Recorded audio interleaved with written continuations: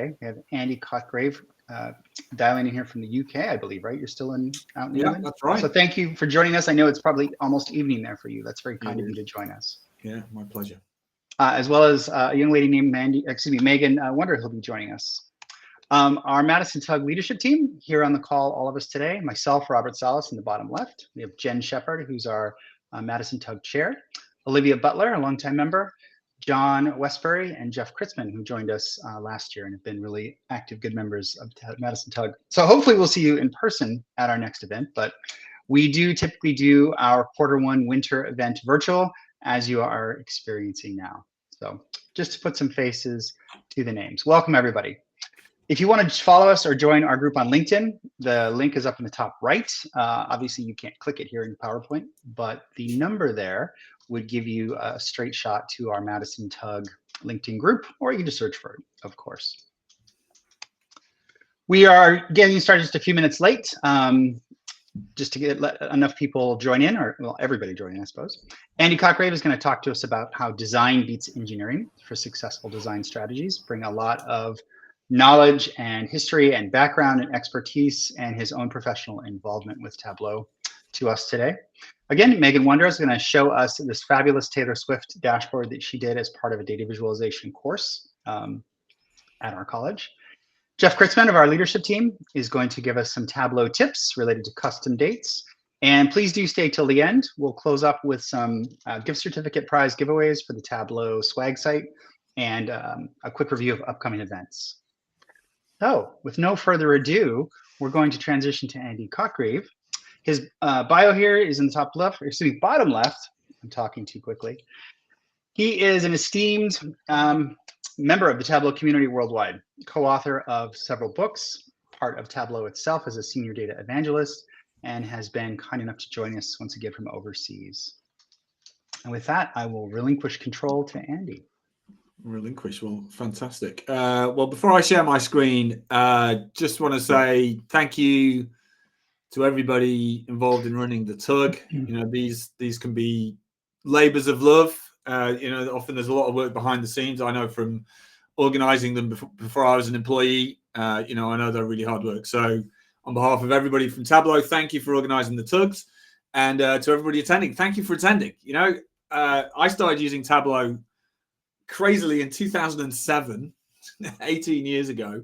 I mean, I had no idea it would do what it did to my career, but I still feel that delight and joy of using such a powerful, expressive, fun tool to use every single day. So thank you all for attending, and thanks for running the TUG. I shall now attempt to share my screen.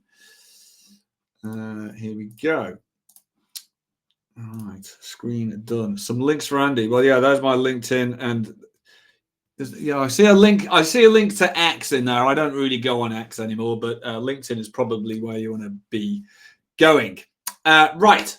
So I'm going to talk about design beating engineering. That's the thesis for the day. I want to encourage you all to chat, use chat, so I can see what you're all thinking and saying, and then that'll make this more interactive. I'm going to ask with a little trivia question first. Can anybody tell me who said this quote? And I'm giving you a big clue. It's from 1900. So this was somebody who said, finishing these 50 charts with accuracy was terribly difficult without time or much encouragement. It's a story of somebody working with data who was kind of stuck on their own. He was doing good work, but no, it wasn't as part of a team. Does anybody know who said this? I can't remember the first name, but is it Playfair? It's not Playfair. Good guess. Playfair. What's his first name? He was late 18th century. He did statistical breviary and the first ever pie charts and statistical line graphs. No, this is a famous person in American racial visualization history, or visualization of race and statistics. Anybody? Ah, there we go. Jen, you nailed it. It was W.E.B. Du Bois, so sociologist and civil rights activist. In 1900, he went to Paris and created this exhibit at the World's Fair, which was 50 different visualizations about the progression of African Americans after emancipation. Brilliant visualizations. This guy had an amazing eye for accurately portraying data, bringing whimsy where necessary, but always giving you a really clear direction of what the visualization was telling you. And, I feel bad for him that he was sitting making these visualizations in a room on his own without much encouragement. His legacy obviously has lived on, and, he's an incredible man himself. So I won't really introduce myself too much. IronViz is coming up for anybody who's going to be at Tableau conference in 2 weeks. That's one of my annual highlights. Big Book of Dashboards came out in 2017, and in September, the follow-up Dashboards That Deliver is coming up too. And if you follow me, you can keep track of the video stuff I do. My bigger introduction is I want to talk to you about my own design evolution over time. So I started using Tableau in 2007, November 2007. I was working at the University of Oxford as a data analyst. And this is pretty much the first dashboard I ever built in Tableau. It shows what happens to students in postgraduate studies at Oxford. And yeah, that was my starting point. Going forward a few years later, Tableau Public was launched in 2010. And very soon out of the gates, I built this visualization, which was featured on the Guardian data blog. And it shows what happened. It follows individual bikes as they go around London. So this is one bike's journey around London. And it's amazing how clunky that map is when you look back at time, right? You'd make it more sophisticated now. But hopefully you can see I was thinking more of design, right? Instead of just putting everything in a grid, I was adding progression and a flow, so to give people instruction.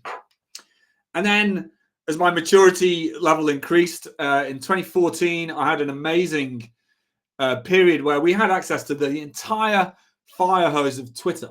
So working with DataSift, I could download any or every tweet about anything. And I think this is one of the favorite charts I ever made. It's tweets during games in the Soccer World Cup final. And the y-axis indicates how many characters were in the word goal in that tweet. So you can see Colombia versus Uruguay. Somebody was extraordinarily, or in the Netherlands one, extraordinarily excited when their team scored a goal.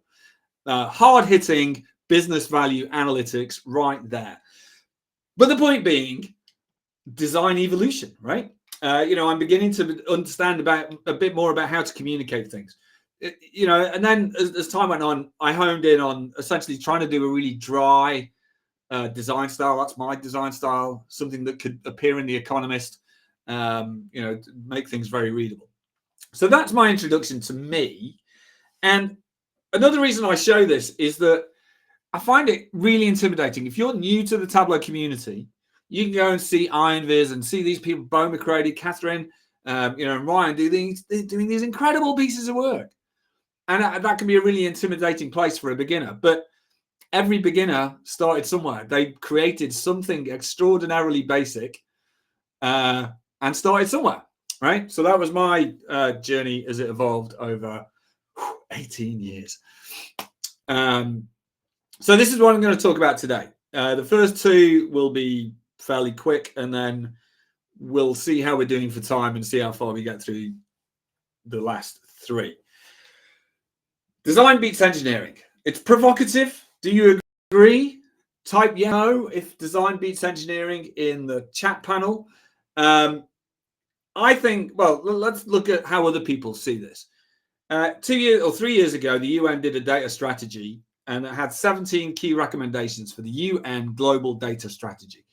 Of those 17 recommendations, 4 were about technology, and all the rest were about human and human interaction elements: skilling, designing, communicating, storytelling, right? This is what the UN recognized, is that you can engineer your data. And of course you should engineer your data with a big data platform like Tableau, of course.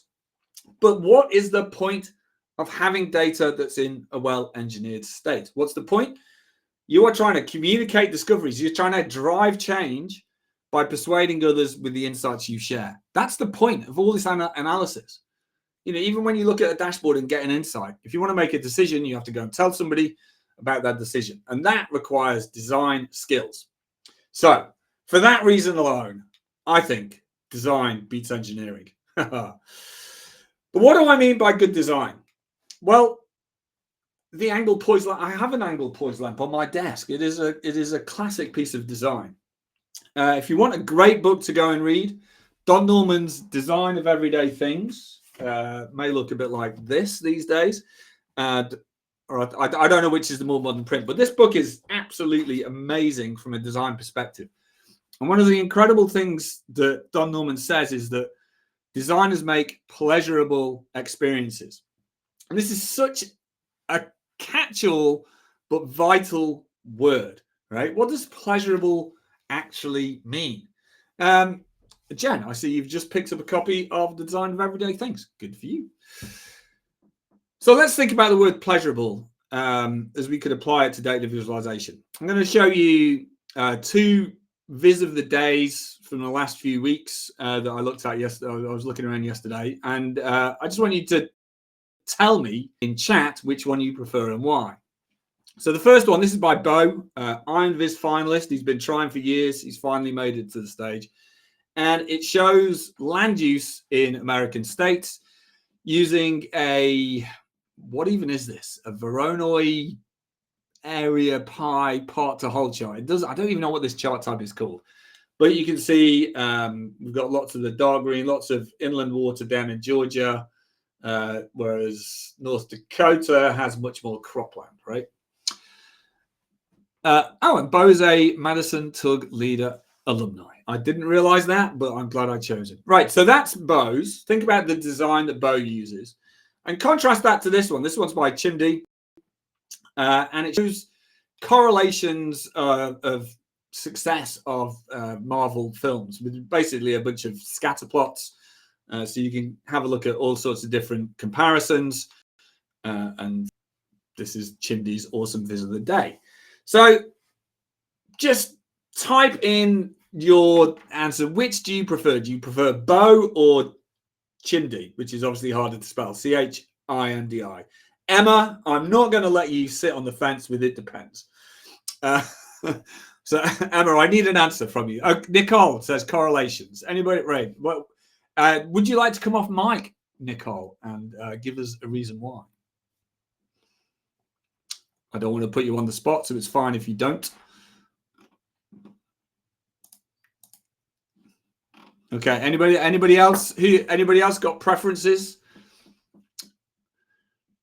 Correlations is faster to the point, but Jen really likes the Voronoi maps, right? Jen, I know you can unmute yourself because you're a presenter. Jen, tell me more about the Voronoi maps. I think partly because I've not seen them used in this way before. And so I'm immediately intrigued. What do the different colors mean? Why are there such big size discrepancies? It just makes me want to figure it out right away. Whereas the correlations is like, well, I can see from the number and the pattern, those are all highly correlated.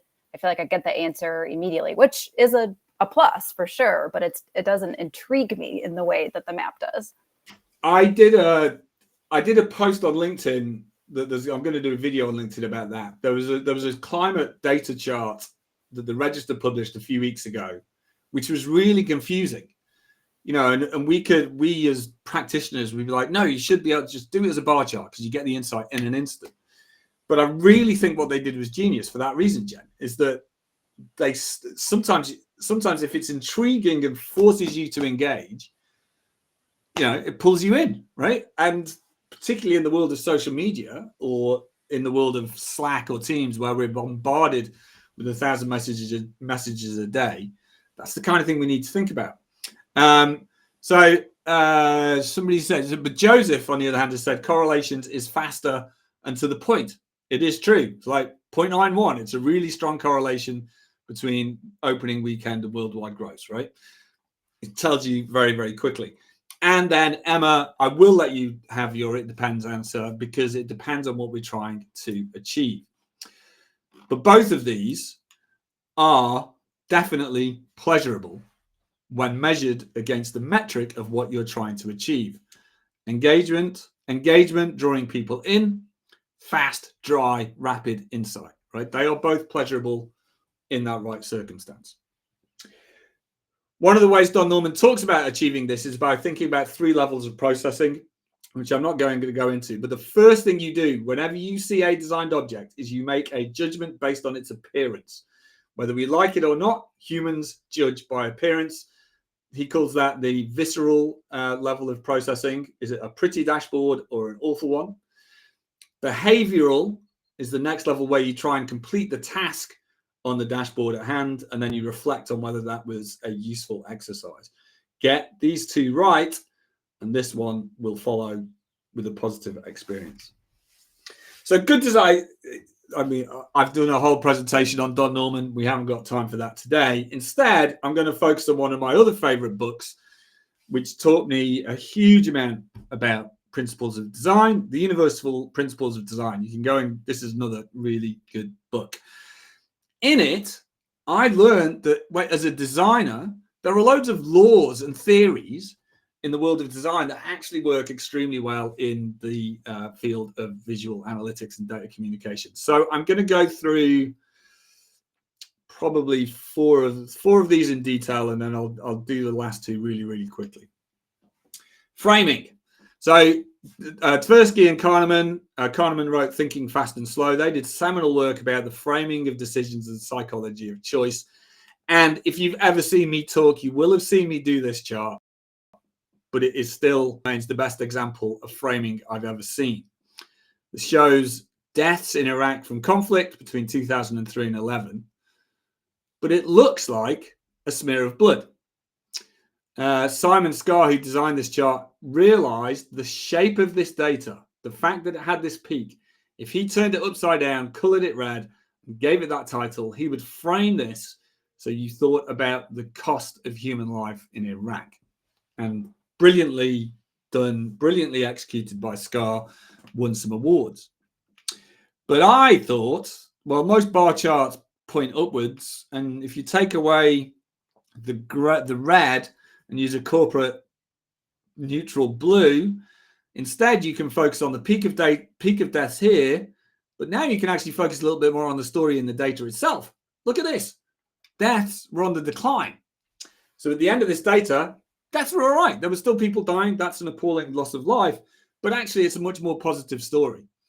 And this is the power of framing, that every visualization, be it a dashboard, a PowerPoint, Tableau Public, or just something you copy and paste into Slack or Teams, you have the power to frame your message. Let me show you another couple of examples. I'm going to show you a chart. One shows the amount of waste in food production. See, quite a lot. And the other shows CO2 emissions for meat and other alternatives. Okay, so right now you're all probably feeling quite calm, not very provoked.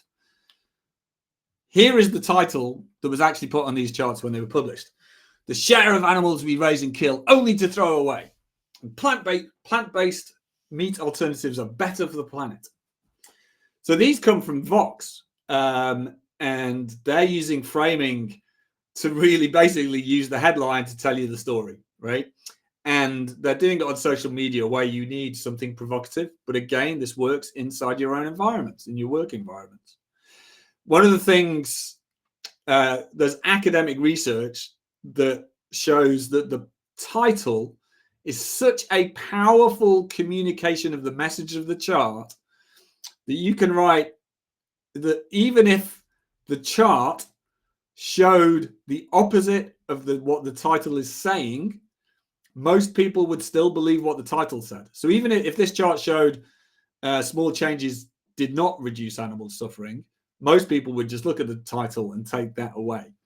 So this is your power to wield with responsibility, because this is you can use this power to deceive people, and I would hope nobody here would. But using this design approach of framing helps people see the point you're trying to make, and then obviously I'm sure we're all full of integrity. You would all back it up with good quality data. So that's framing. Great work from Tversky and Kahneman. We're going to affordances and signifiers next. my ordering is. So James Gibson did some seminal work about designing gadgets and buttons and things called thinking about affordances and signifiers. Here we have a picture of a smartphone from about 9-10 years ago. It's the old Samsung, I don't know, 4. And I'm using when they still had buttons on the screen, buttons on the case to make a point. There is a big fat button at the bottom of that Samsung. It is the button is a visible indicator that signifies you can interact with the phone by pressing the button. So signifiers are visual representations that tell the user something can happen if you interact with it. An affordance is something the design thing can actually do. And the challenge with these old Samsungs was that there were actually 3 affordances at the bottom of the phone.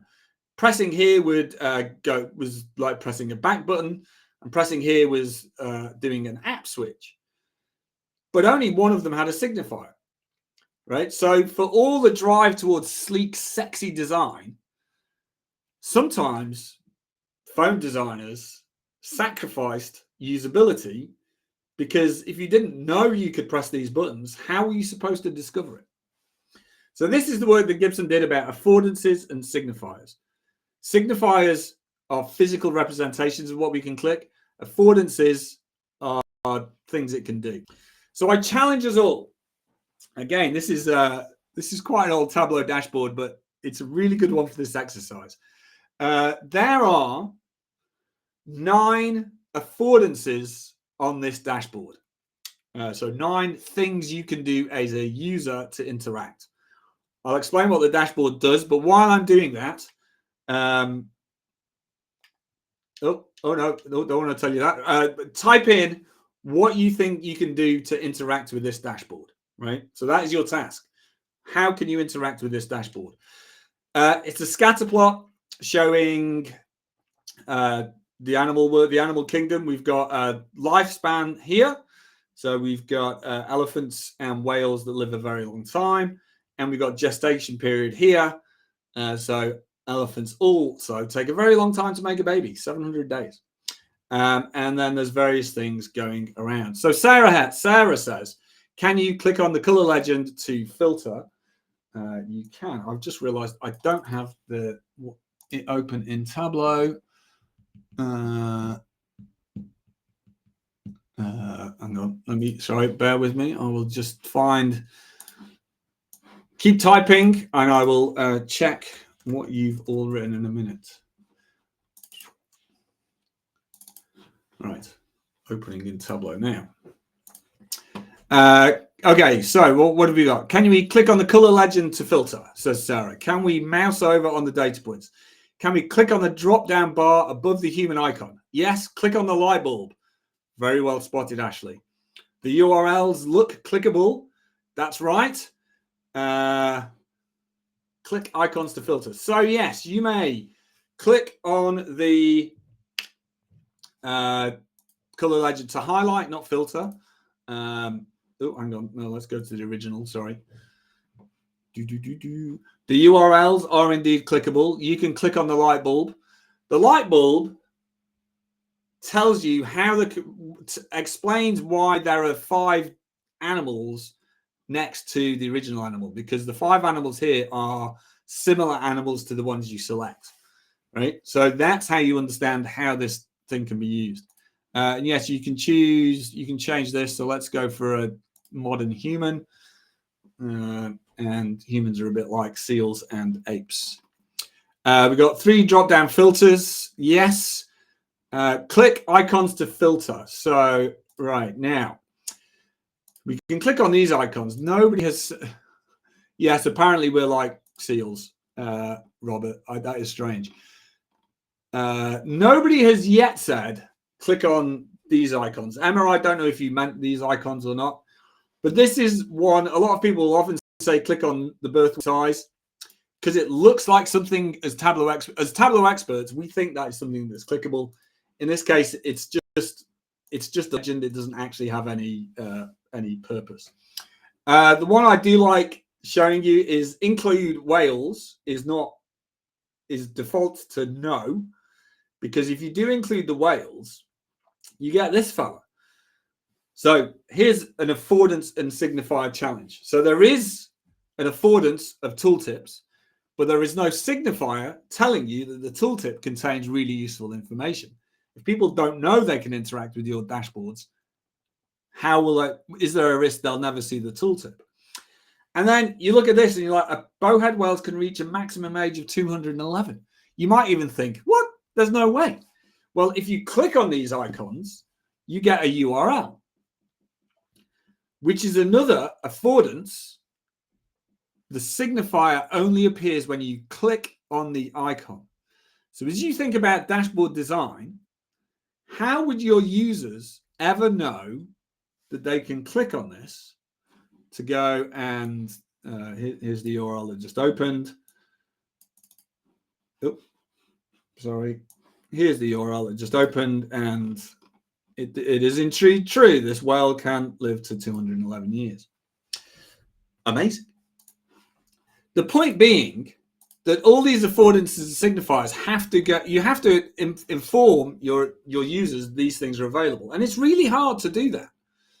The last thing I'll say is I always like to think this isn't a libel, but it feels like there's a human being standing on the savannah in Africa with a hot air balloon behind him, but it's not. It's a light bulb. Right. So how do you fix that? It's a really difficult challenge. Here's a slightly different version of the same dashboard where I have tried to add a signifier to everything. Click to highlight. I've put the compatibility score on the dashboard itself so you don't have to read it. I've put some instructions for how to use the chart, and I put all the filters in the same place. Can I guarantee that the users will read these things? I can't, right? But I can do what I can. Your job is to design these things so they're all discoverable, and also to ensure you've training your users so that they know these things exist. All right, let's go back to my slides. I've got so many slides open. Here we go. All right, so they were the things. Okay, so that is affordances and signifiers. Oh, I want to go to form view function like that. Let's do form view function. Louis Sullivan was a very famous architect, busy at the turn of the 20th century. And he said this, which I love the assertion here. It's the pervading law of all things organic and inorganic, of all things physical and metaphysical. Life is recognizable in its expression that form ever follows function. Not only did he say it, he also said, this is the law. And I'm like, I admire the man's confidence. Brilliant. Late Victorian, confident American genius. Now, what he was saying in point of architecture was when you're building buildings, function should look like the building is. So this is an office building, and it looks like an office building, right? Use the materials to build a building so people understand what it was. Of course, as we get to the 21st century, we can build anything we want in any shape at all, such as the Guggenheim Museum in Bilbao in northern Spain. And we can apply this to information too. If you want the most functional watch possible, then you have a Casio, right? It's the greatest watch in the world. It's incredibly functional. There's no design. But if you want something weird, you could go down this level and think about form. Completely unreadable, absolutely useless, but there you go. And form v function in a data world is whether you need the data to be consumed quickly in a dry manner, or slow, ambiguous, or with emotion. So business dashboards, these three come from the big book of dashboards. They're kind of your Casio, Louis Sullivan office building. They do what they say on the tin. They're really dry. But on Tableau Public, in IronViz, in engaging the public, in data art, then hey, fill your boots. But as designers, we've always got to be thinking, where are we doing each of these? The ones on the left, you're mostly going to be doing at work, not always. The ones on the right, you're probably going to mostly be doing in social media, but not always. It always depends a little bit. So that's form v function. In the interest of time, what are we going to do? Yeah, we're going to do Gutenberg. I will do Gutenberg and I'll skip I think I'm going to skip the last two because otherwise we will run out of time. So the Gutenberg diagram, this is the final one I'll really focus on, is all about, this was the original Gutenberg was research done in the 1950s about how people look at printed paper. When you're given a newspaper, people look at the top left and they look in this sort of Z pattern. So that gives you an idea of how to build flow within any data asset you build. Later work by Jacob Nielsen and Don Norman looked at screen readers and eye tracking for digital screens. And they found that the Z pattern in early Google days was replaced by an F pattern. F for Freddy. People would look across, they'd go down, and then they'd get bored, and they just scan down to the bottom. So you see this F pattern. And I always assumed, having seen this at the start of my career, is that this was how people should be designing dashboards. But as a fellow researcher at Tableau pointed out, this was text.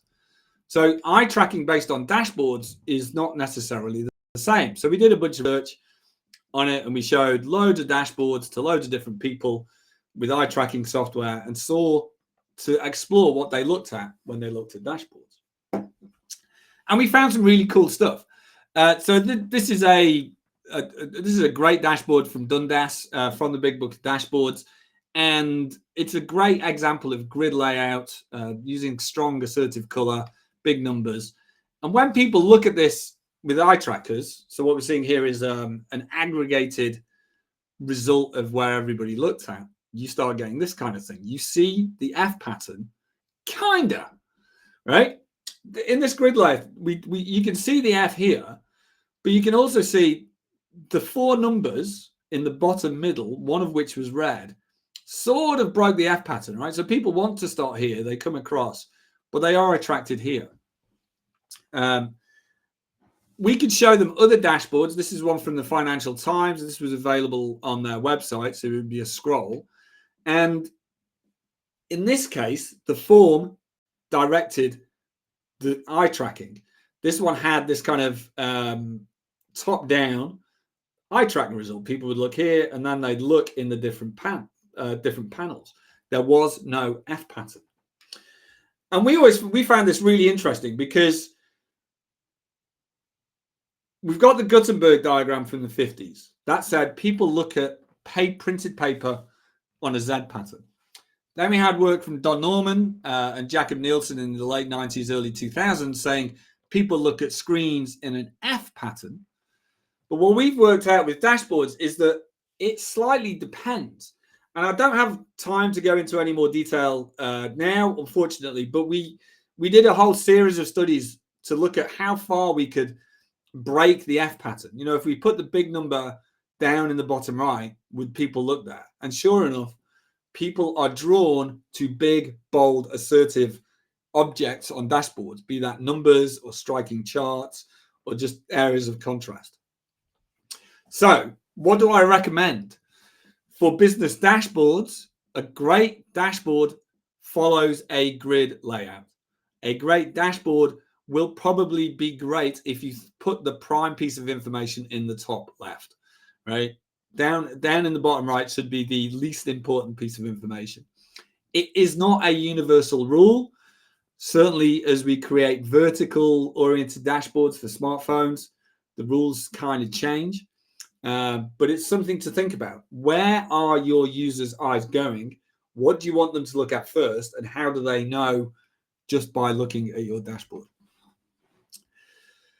Joseph, you've given me a little mind-blown emoji. Thank you very much. Right, I'm going to, we've done I'm going to skip through the last two because I do want to get on to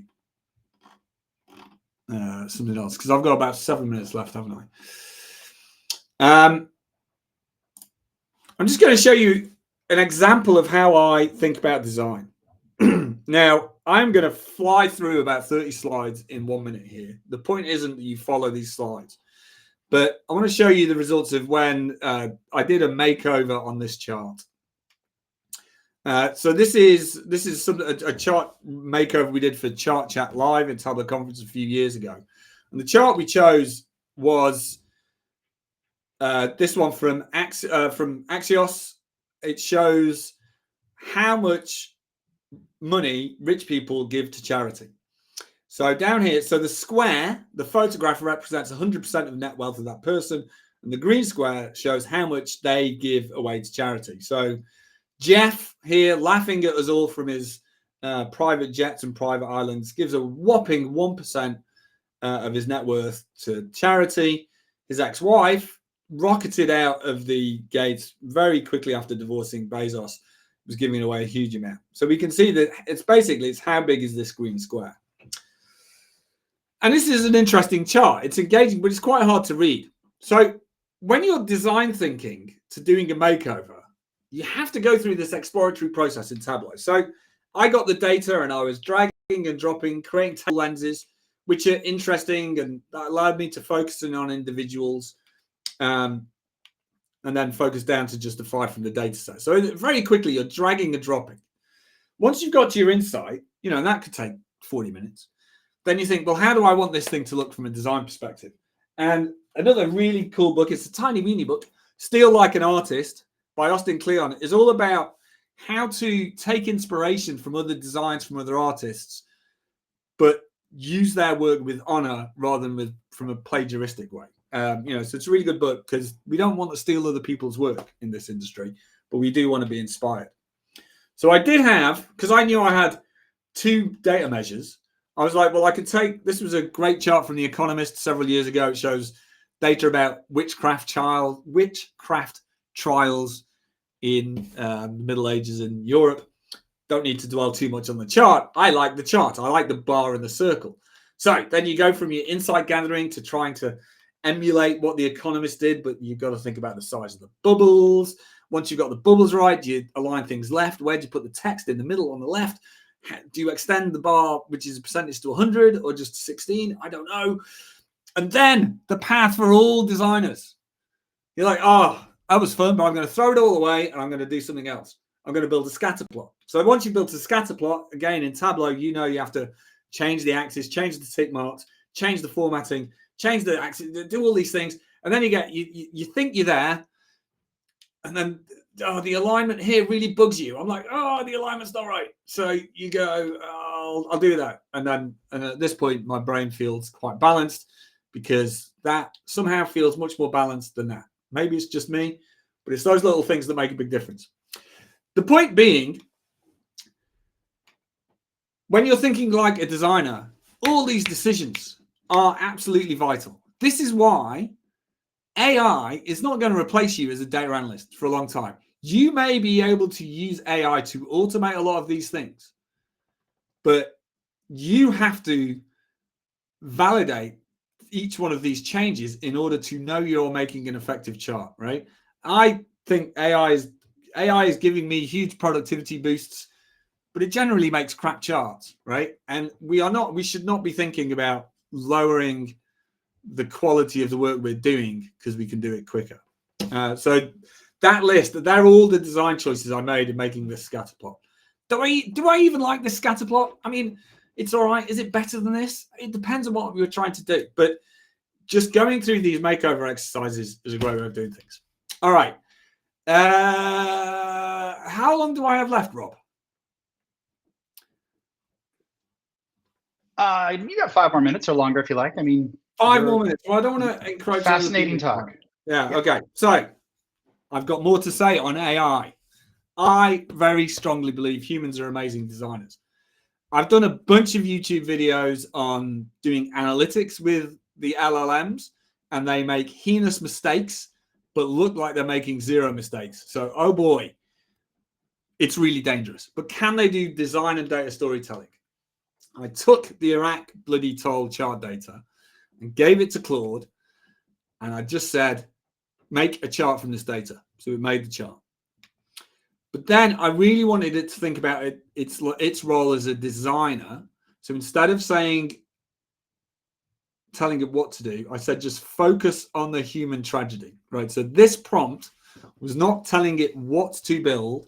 I was asking the AI to think about how to use design to frame and tell a particular story. This is the response to that. So that's 2 prompts, and I've got this.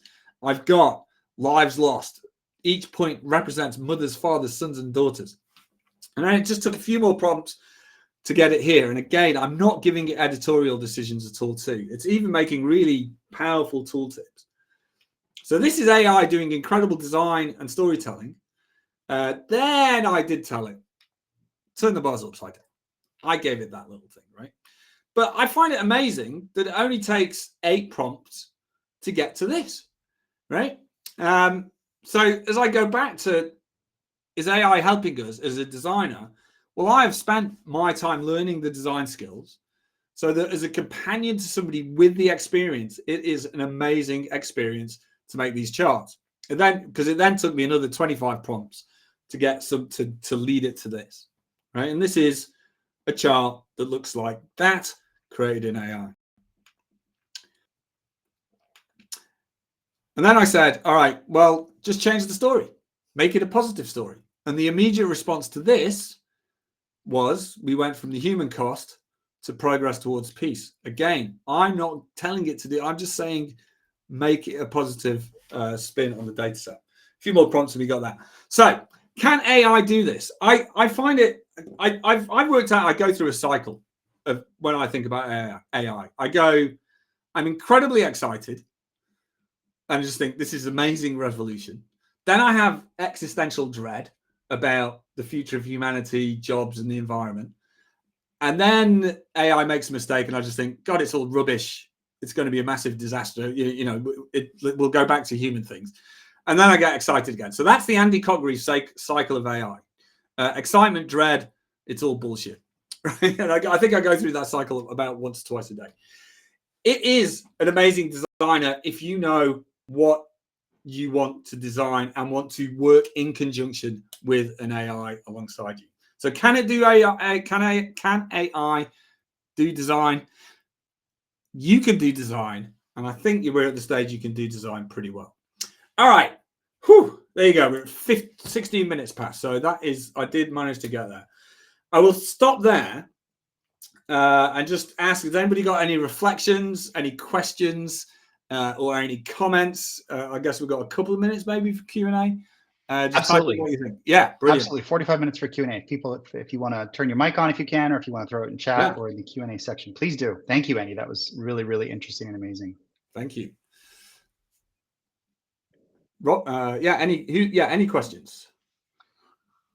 Although I would add my own commentary on your last bit there with AI. What I immediately thought was, well, my teenager can do great visualization as well if I tell them exactly how to do it all, which is what, you know, in 38 prompts it takes to get to. The text generation is really pretty amazing, right? The ability to come up with titles that are reflective of your sentiment and instructions is really pretty cool. Do you mean specific titles on charts? Yeah, the text part of it. Because you had to tell it how to come up with the charts and the bars versus this way or that way or turn it upside down. But when you told it to make it more positive and it reframed the wording of it, as you said about 20 minutes ago, which really hit me strongly, right? That if you have a meaningful header, people will take more from that than the chart itself. That's a really powerful thing that I even note down a note. I'm going to talk about that in my classes. So yeah, when you prompted it to make it more positive and it rewrote the header, progress towards peace in Iraq, that's really cool because that's fomenting something that's almost creative and generation. I mean, is it creative? It's like, it feels like it is, right? I think it is. Yeah, we think so.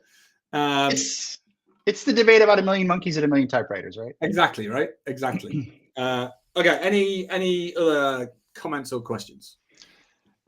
I maybe had a question. Oh, here, we've got one from Emma in the chat. How do you empower other people to use good design? How can I tell someone that's I guess with I think 2 letters matters. Yeah. One of the brilliant ways we used to do this in our team at Tableau was we'd go to visit the day, and this is something any anybody can do whatever skill. So this is an exercise for experts or people who've never looked at a visualization in their life. And you just choose a visit of the day, right? So what is today? Miraculous Ladybug by Fortune. And then you download it and you just put it in a meeting room and say, what do you think of it? Right? And you'll get different answers from different people. And the answers will be determined by how much they know Tableau and by how familiar they are with data dashboards. And then just sort of try tweaking it around time, right? Because it's a really interesting way to challenge people's perceptions of design when you have this open conversation. So Emma, that's one general way, which is a really low bar of entry exercise, just on a general way of doing things. And from that you can start thinking, okay, well, if you are working in a team building dashboard, start challenging each other. Like, what would it be to change the title to something more provocative? And would that be the right thing to do? So I'll leave it there. I have another talk called The Levers of Design. This is not it, but this is something I've been thinking about a lot, and how to empower people to think about different ways you can push or pull levers to change the chart message. So this was the front cover of a magazine when Kwarteng's disastrous UK budget collapsed the economy. So they did a particularly interesting framing of the chart on the front cover of the European magazine. Thought it was genius. So hopefully that's a good answer, Emma. Oh wow, that is quite a cover. It's absolutely, I love it. It's marvelous. Oh, European magazines. Thank you, Andrew. That was really a great talk and super interesting. I feel like I came away with a bunch of stuff there. Well, thank you, everybody. Just QR code. I'll put the link in chat in a minute if you want to keep up, particularly if you want to keep up for news of when this comes out. Sign up to my newsletter and we'll be keeping you updated. Thanks. Yeah, and he's one of the co-authors of the Big Book of Dashboards, which is a fantastic resource full of good examples and also critique of bad examples. And then the new upcoming book, Dashboards That Deliver. Due out this year, right? Later this year? This summer? September 25, and we'll have sample chapters to download or even perhaps have in your hands at Tableau Conference. Fabulous. Awesome. Very Thank exciting. you so much, Andy. My pleasure. All right, I will stop sharing my screen. Thank you. Yeah, let's go. All right, so I'll take over for just a moment and then hand it off. We are going to be transitioning to Meghan Wondra, who is a junior student at Carroll University, majoring in accounting and minoring in business analytics and Spanish. Really diverse set of academic interests there. She's been on the Dean's List every semester that she's been in college, and last year was inducted to Delta Sigma Nu Honor Society, so an exceptional student. She was in a data visualization class last semester and put together a really, what I thought was a fabulous Taylor Swift tour dashboard. And so that's what she's going to be showing today. This summer, I wanted to also put out there, because she's so exceptional, she'll be interning with Deloitte in their audit and assurance division. So taking off on her professional career arc. And Megan, I just want to check in verbally real quick. You ready to go? Yes, I am. Awesome. Screen is all yours. As soon as I click the wrong button there. All yours. Awesome.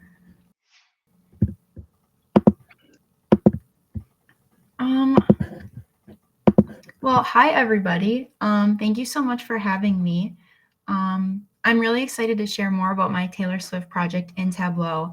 But first, I wanted to say I don't think I'm able to see the chat. So if you have any questions or comments, you can just feel free to interrupt me, or I can answer questions at the end too. And Megan, we can help you out with that too. Okay, thank you so much. Yeah, you bet. First, a little more about me. My name is Megan. I'm originally from Bondwell, Wisconsin. Like Robert said, I'm a junior at Carroll University in Waukesha. My major is accounting and my minors are business analytics and Spanish. And something that you're going to learn about me very quickly is that I really, really like Taylor Swift. And she has actually been my favorite artist since I was in first grade. So I've grown up listening to her music and I've always loved her my whole life. And this is me at her most recent tour when I went and saw her in Chicago at the Eras tour. Like Professor Salas said, I took a data visualization class with him last semester. And in this class, we talked a lot about the basics of data visualization, and we did a lot of work in Tableau. And it was my first time ever using Tableau, so there was definitely a lot to learn. But the final semester project was to create a multi-dashboard view in Tableau about any topic that we wanted. So before I started the project, I looked around online, and I stumbled across a couple data sets about Taylor Swift and about her most recent Eras tour. And naturally, I decided to do my project all about Taylor Swift. Megan, real quick, could you click the hide link of that little bar that's in the middle? Oh, yeah. Sorry, I didn't know you guys could see that. Yeah, thank you. So this was the first dashboard that I created for my project. The idea of it was I wanted to provide an interactive, thorough analysis of each of her albums. And the idea is that you get to the dashboard, and then in this choose your era section, there's a little drop down arrow where you can choose any of her albums, and then the whole dashboard will change kind of like this, to change it for everything for that specific that you selected. And what was really cool for me in creating this dashboard was that by looking at the different albums, I was able to see the diversity of each album that she created.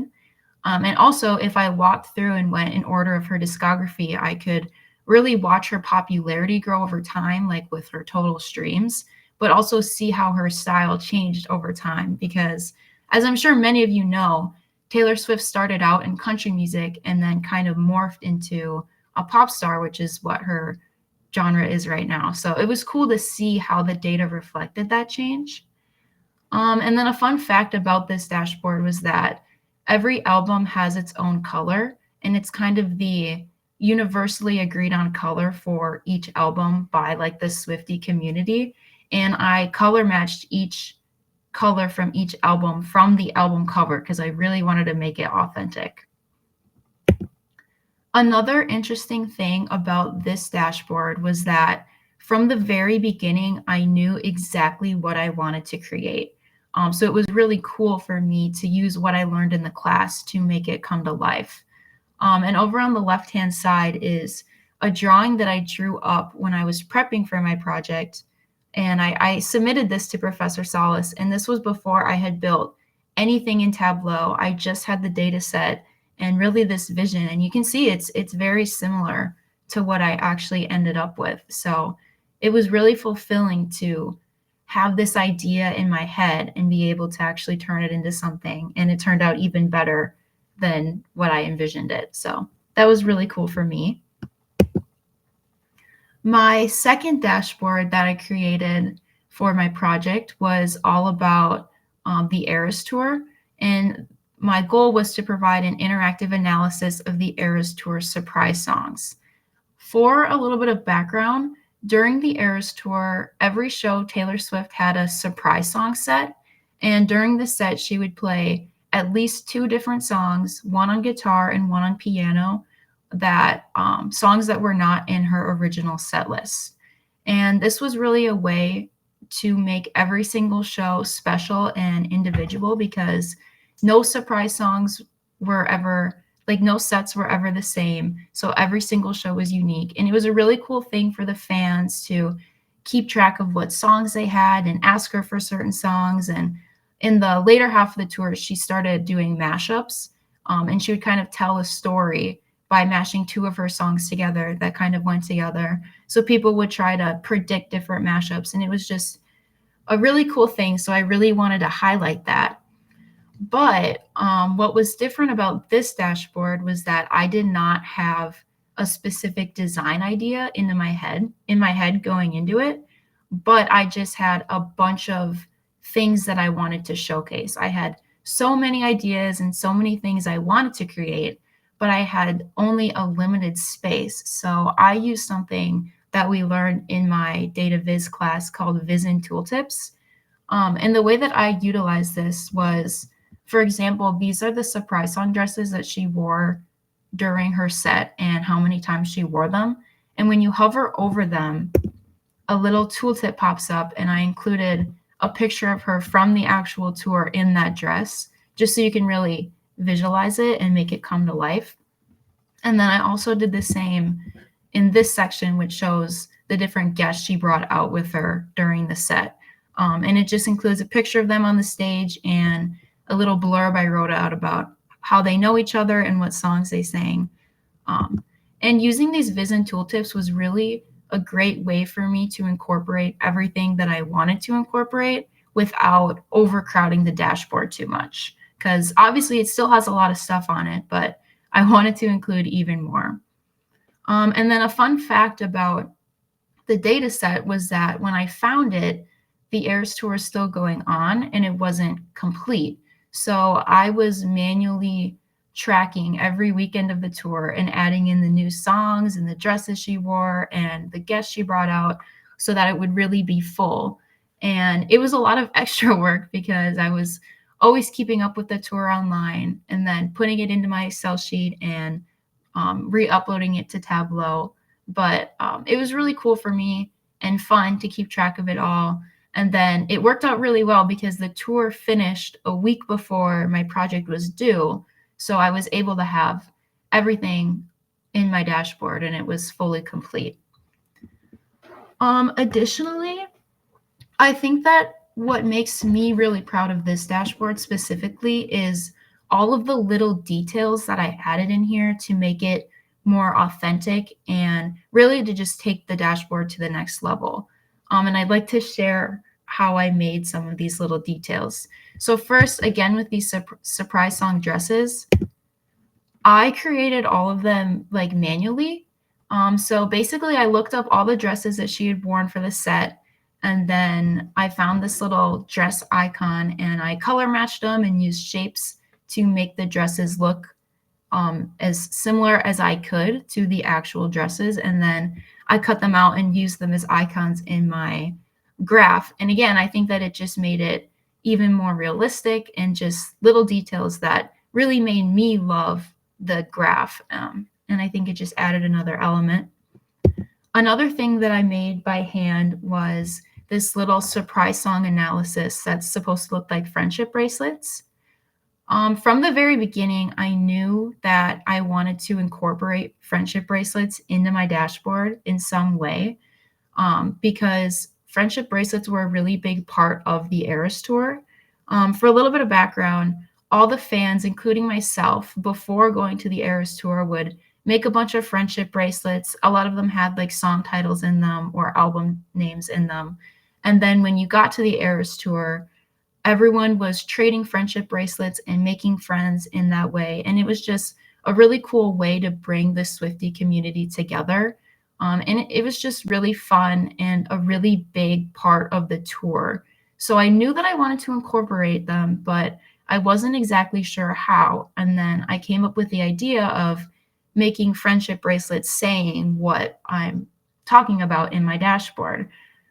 So I started with this little line that I drew in PowerPoint, and then I found pictures of these little beads and cut them out and then just used some simple shapes and letters and put them together to create this little visual.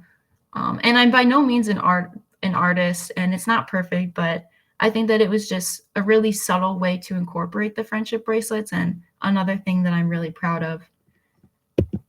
And then finally, just another little thing that I did to make it work was I knew that I wanted to incorporate this picture because it was so iconic from the Eras tour. But I am just a student and I don't have access to any like professional grade background removing software. So I tried a couple of different things and I just didn't like the way it removed the background. So I went in with my little stylus on my laptop and just colored all around her and kind of cut her out as best as I could so that it would look like this and I could place her right here in my dashboard. And it's not perfect. It probably would have looked better if the background was fully removed, but just a little thing that it was tedious and it took up time, but I think that those little details are really what made the dashboard special for me. And I think it escalated it to the next level. And then finally, this is my third and final dashboard I created for my project. This one's a lot simpler than my other two, but my goal was I wanted to give users the opportunity to look up any specific surprise songs that were performed at a specific show on the Eras Tour. And I kind of envisioned it being a little, kind of like a postcard or a little keepsake if you went to a show and wanted to remember the songs that you had.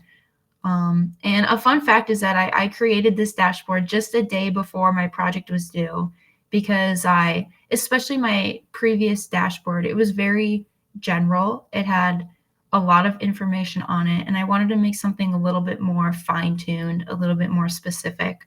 So I threw it together, and I think that it complements the last two dashboards very well. And then I can actually showcase the dashboard in Tableau. This is the first dashboard, the album one. So like I said, you can go over here to the choose your era and choose any of her 11 albums, and the dashboard changes in real time to data about that album and those songs. So a little tour, I have the album cover, the album name, a couple KPI tiles. These are the top 10 songs based on streams. And then down here, this is all Spotify API data. So it measures things like energy, acousticness, danceability, the key. And I have a little box here you can click for more information about what these are actually measuring. But the idea is that each dot or each little music mark is one of the songs on the album. And they're also all quick filters. So if you want to see a specific song and how it scores along the board, you can do that as well from all of these places. And then finally down here is just another graphic I made. It's just a timeline it's just showing her discography and when she released each of her albums. And I think that this was really cool, especially how everything changes in real time. So I can see like the difference in each album. For example, if you look at her album Evermore, you can see that it scores really high on the acoustic score, besides this one outlier, versus her album Reputation is very low on the acoustic score, except for, again, one outlier that's almost fully acoustic. So it was really cool to look at individual songs that I liked to see how they scored for everything, but also to look at the albums as a whole and really see her different styles in each album. Second is the Eras Tour dashboard.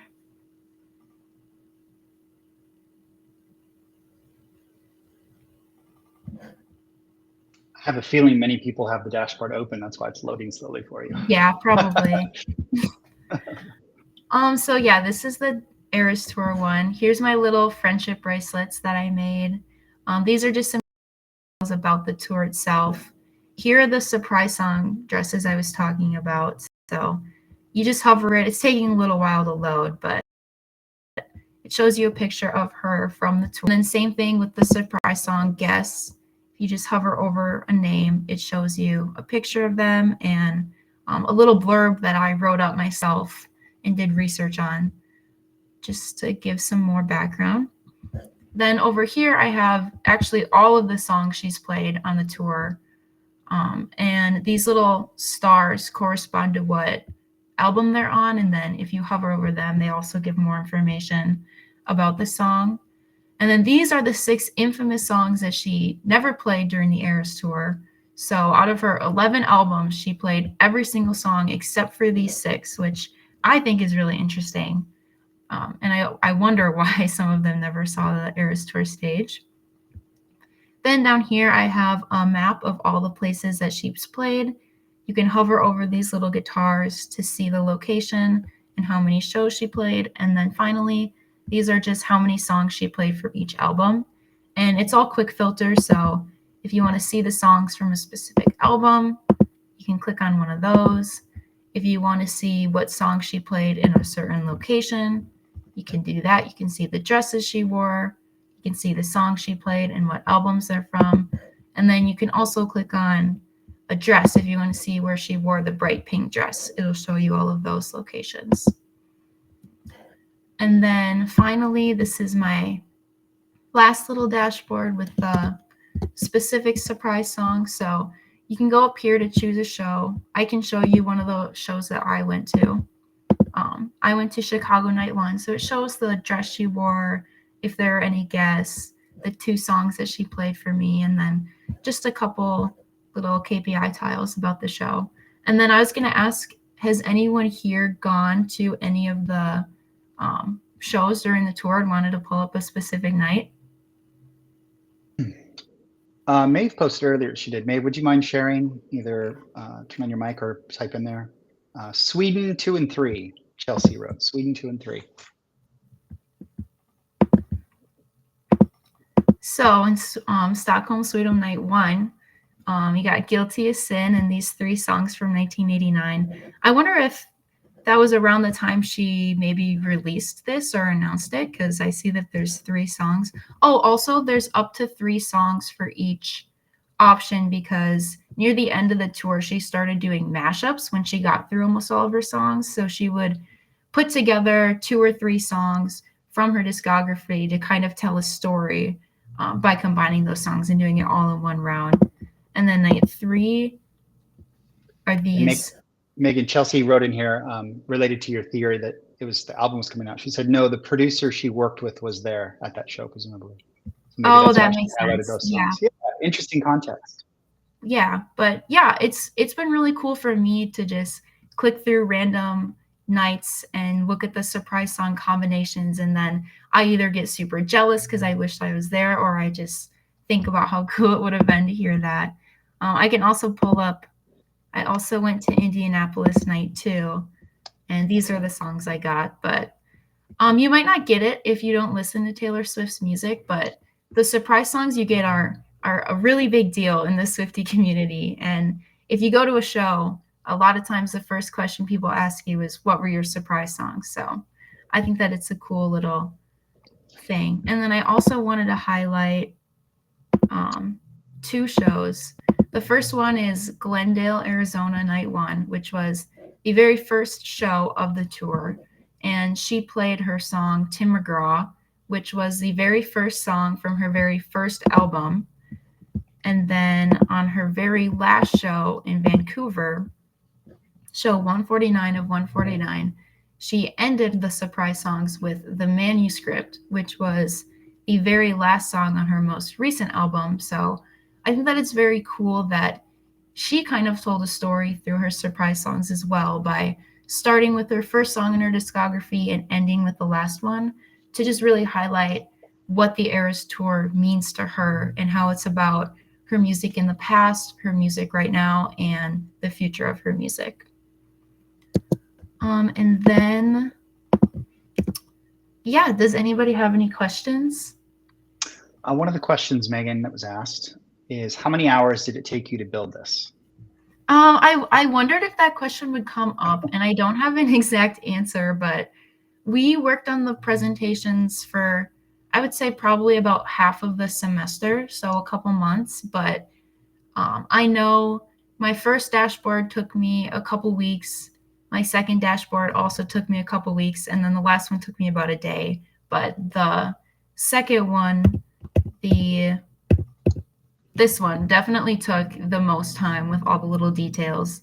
I worked on it pretty nonstop for probably about 3 weeks, in addition to my other coursework as well. I hadn't known until now that you put it all together the night before. Yeah, I did. I thought it was missing something, so I wanted to add one more thing. Let's see, a few other people commented on nights that they were at concerts. So Maeve went to Chicago Night 3, and Chelsea put in here that she was at New Orleans on Night 1. I can pull those up too. I think yeah, just sorry. Yeah. was just saying generally a lot of love. And Andy did ask if this project made you like Taylor Swift more or less. Oh, definitely more. Definitely more.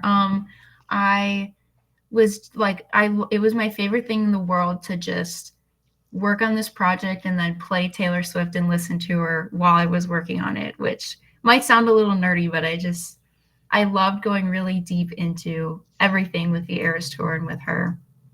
So definitely made me like her more. Oh, that's amazing. Such an awesome passion project. Megan, I would encourage you when we take over the screen here to go back through the chat comments. There's a lot of really nice compliments about your work here. So don't want you to miss those. You did a fantastic job. Thank you. Thank you all so much. I have one last. I just wanted to thank everyone for welcoming me to this meeting. And then I have my LinkedIn down here. It's just my name if anybody has any other questions or would like the link to the dashboard as well. But thank you all so much. Thank you, Megan. Really, really appreciate you talking with us today.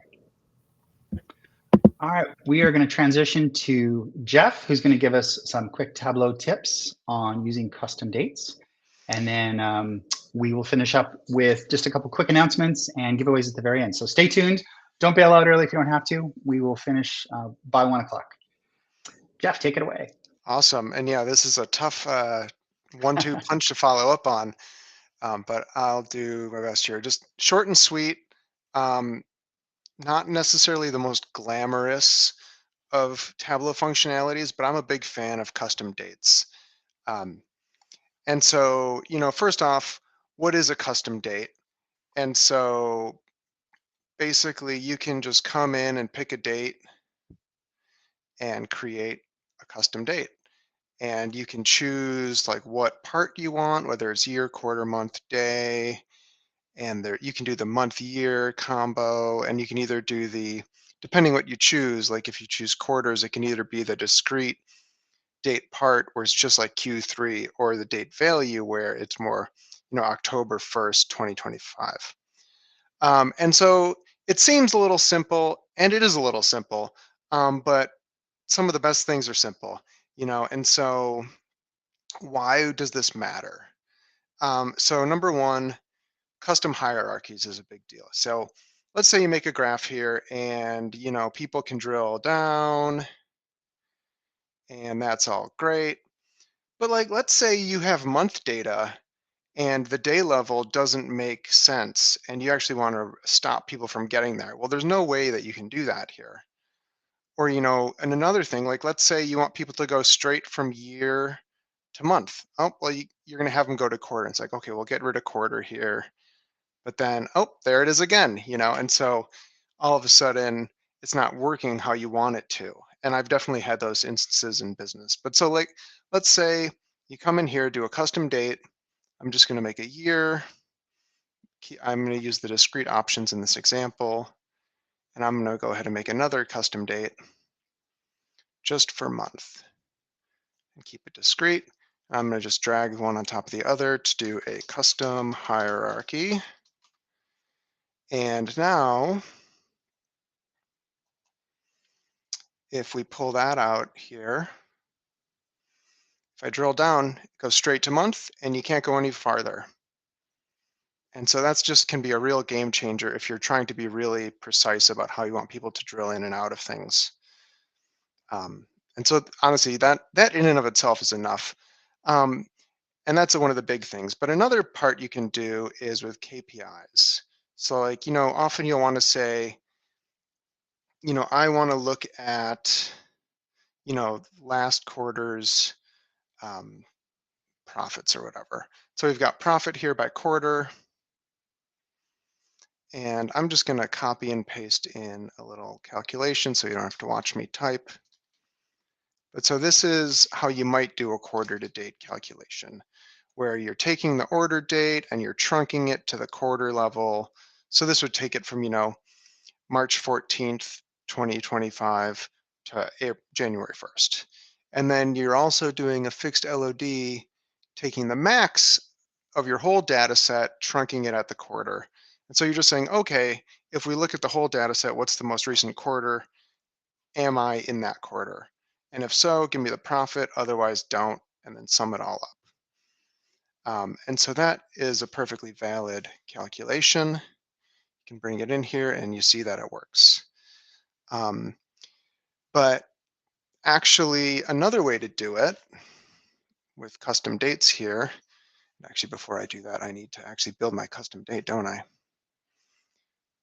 So we come into custom dates, and for this one, I'm going to do a custom date at the quarter level, and I want this to be the continuous version. And so if I make another calculated field here, I'm actually going to bring in the old one just to compare to as well.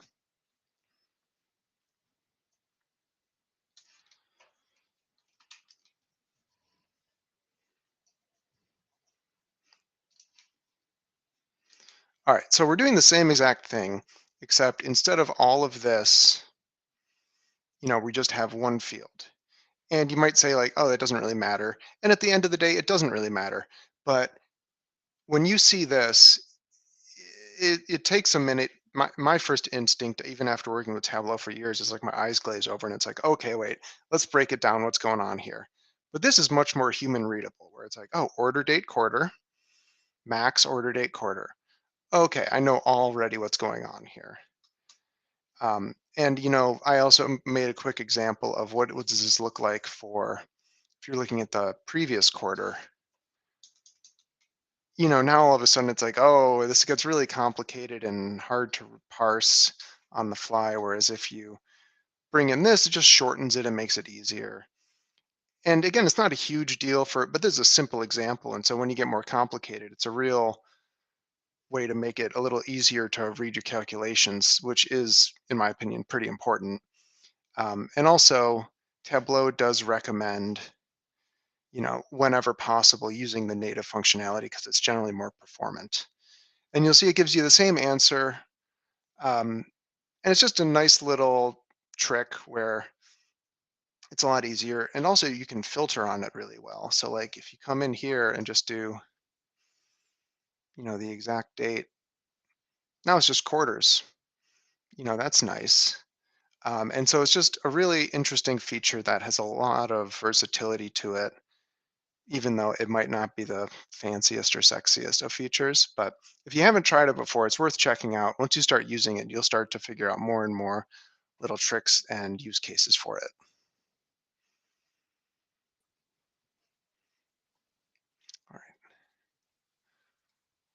Cool.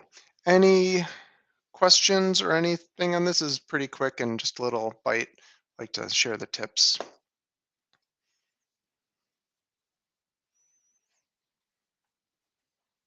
All right.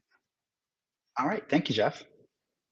That was great. All right. Last couple of things. A little bit of housekeeping stuff.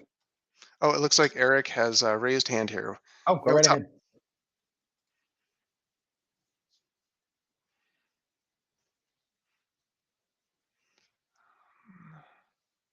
Where'd you go? Oh, I don't know if that was on purpose.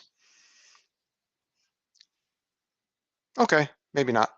Okay. Thanks, Jeff. That was good. Yep. Real quick, just to Madison Tableau local stuff, then I'll talk about Tableau Conference for 1 minute, and then we'll get to our closing giveaways. At our in-person events, we have a Madison TUG lending library. We know that a lot of people learn from different books, and there's a lot of great visualization books out there, including Annie Cotgreave's books. Some of us in the leadership team, we have an excess and surplus of books that we've already read or that we believe in very strongly, some that we've acquired for the TUG itself, and we lend them out. We loan them out to members sort of as a pseudo library. So we call it our TUG lending library. And you can kind of check out those books, take them home with you, hold on to them for a whole quarter until our next meeting, or a little bit longer if you need it, and then you simply return it. So think of it like, those little, oh gosh, what are they called? The little libraries you see in front of people's houses. The name is escaping me at the moment. Little lending library. Little lending libraries. Thank you. That's where the name came from. Where you can just borrow a book. You don't have to buy it or invest any money into it. Read it, enjoy it, learn from it, and then return it back for other people to use, just like a library. So we have those available at our in-person events, and our next one is in June. So don't miss out on that. We'll have a date nailed down here before too long. Our upcoming events for all of the TUGs within Wisconsin are listed here. So the next event is the Wisconsin Tableau User Group. That is on April 29th. It's at the same time frame as this one, so over the lunch hour. Wisconsin TUG is always virtual, so those are a good one to sign up for. Whether you're in Madison or somewhere else, the Wisconsin TUG is open for everybody, as they all are actually. Our sister chapter, the Milwaukee TUG, is going to have their event in May, if they don't have a date announced yet. And our next TUG event will be in June, and again, will almost certainly be in person. You can follow our calendar at the Tableau User Group's website, which is listed here. This year's Tableau conference is coming up in just a couple of weeks. If you're going, fantastic, please reach out to us. Myself and Jen Shepard will both be there. We'd love to connect with you. If you are not able to make it out there to San Diego, boo-hoo, but you can attend virtually, and we have a couple of links here that we'll share this presentation after this is over. A couple of virtual attendance links to sort of maximize your experience for attending from your own home. It's a great event, amazing to go to. I have not actually been in 8 or 9 years, and I'm so excited to be able to go back again here in 2 weeks. And finally, it's giveaway time. The logo here you see in the middle is on our Madison Tableau User Group t-shirts, which we do give away as swag prizes at our in-person events. The logo here was designed by Jen Shepard primarily, with our leadership team input on it. So it's a pretty cool logo, we think, with the iconic Madison skyline. You too could have a t-shirt that broadcasts your membership in the Tableau User Group here, and looks pretty swank as well.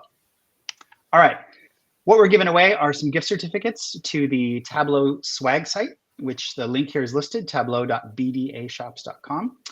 They have a whole bunch of different kinds of things, primarily mugs and cups and books and bags and even socks, hats, and all kinds of materials and different t-shirts and sweatshirts and whatnot that are open for you to buy. You may have to pay a little extra if you choose something expensive, but we want to at least give you a good start on things today. So let's give it away to Jen. Yes, so what I did is I took the name of everybody who checked in to the meeting today, and I used a random number generator to pick one. And so congratulations, Travis Brown. You were our random winner. And then I took the name of everybody who participated in either the chat or the Q&A. Same thing, pulled their names out, did a random number generator, and Ashley Davis, you are the winner of that prize. So please reach out to me with your contact information, email address, and then we can make sure to get those certificates over to you. Travis Brown and Ashley Davis, congratulations. Yep. Make sure you DM Jen with your contact information. Connect this somehow. So I want to thank everybody who attended today. We realize your time is precious and middle of a busy day. So we appreciate your participation, your questions and comments in the chat, and for attending to make our user community as robust and vibrant as it is.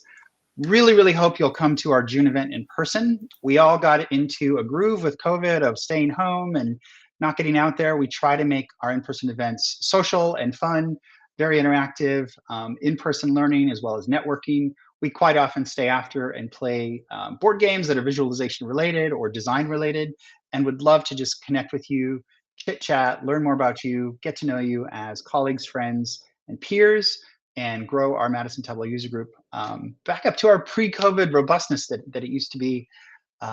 So we hope you'll get away from your keyboards and come see us in June. And on behalf of the whole team, I'd like to thank you all again and wish you a great afternoon. Thanks, everybody. Have a good day.